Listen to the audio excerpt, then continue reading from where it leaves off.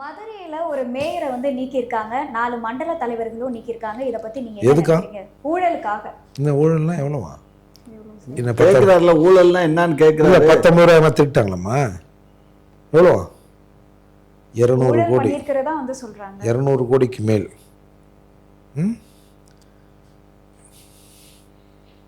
ஏன்னா ஒன்றும் ஜெயிலுக்கு போகலாம்.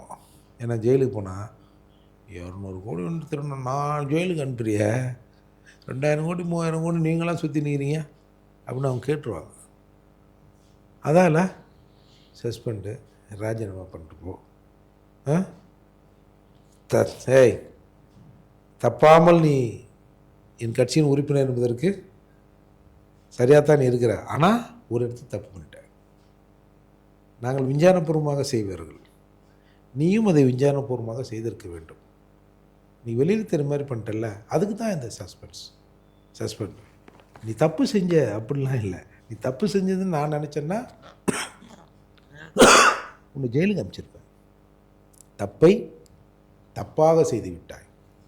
தப்பை சரியாக செய்திருந்தால் உன் பணி தொடரும். நீ தான் எங்களோட உண்மையான உடன்பிறப்பு. இப்படி வெளியே தெரிஞ்சதால் என்னையா இப்படி இருக்கிற, எங்களை பார்த்தாது நீ கற்றுக்க வேணாவா அப்படின்னு சஸ்பெண்ட் பண்ணிடுவாங்க. வேறு என்ன சொல்கிறது? இதை பற்றி நீங்கள் என்ன நினைக்கிறீங்க? ஏமா அவங்க தப்பு பண்ணாங்களா தப்பு பண்ணலையாங்கிறது பிரச்சனை இல்லை. அது முதல்வருக்கு தெரிய வந்தது. 200 கோடியை தப்பா இந்த மாதிரி இவங்க வீட்டில் வந்து குண்டான திருநானா இல்லையா? இருங்க சார், அவன் பேசாதீங்க. அவன் திருநானா தெரியலையா? தெரியலங்க. ஆமா, 200 கோடிங்க தெரியலங்க. 200 கோடி என்ன 2000 அதற்கானதெல்லாம் வந்துருச்சு. அதுதான் முதல்வர் 4 பேர்த்தையும் ராஜினாமா பண்ண சொன்ன உடனே 4 பேர் ராஜினாமா பண்ணிட்டான். மேயரே ராஜினாமா பண்ண சொன்னாரு. ராஜினாமா ஏங்க அடிப்பூச்சி. ஏங்க இப்போ ஒரு திருண்ணை பிடிக்கிறோம். ஏய் எங்கடா ரெக்கவரி பண்றோம்ல, அதெல்லாம் விசாரணை போயிட்டு இருக்கு. சும்மா நீங்க வாட்டுக்கு எடுத்தோம் கவிழ்த்தோம் பேசாதீங்க. அந்த 5 பேர்த்து மேலயும் விசாரணை போயிட்டு இருக்கு. அந்த மேயருடைய கட்சியில இருந்து இப்ப நீக்கி வச்சிருக்கு. என்னங்க கட்சியில இருந்து நீக்கிறேன் வந்து மதுரை இருட்டாயிடுமா?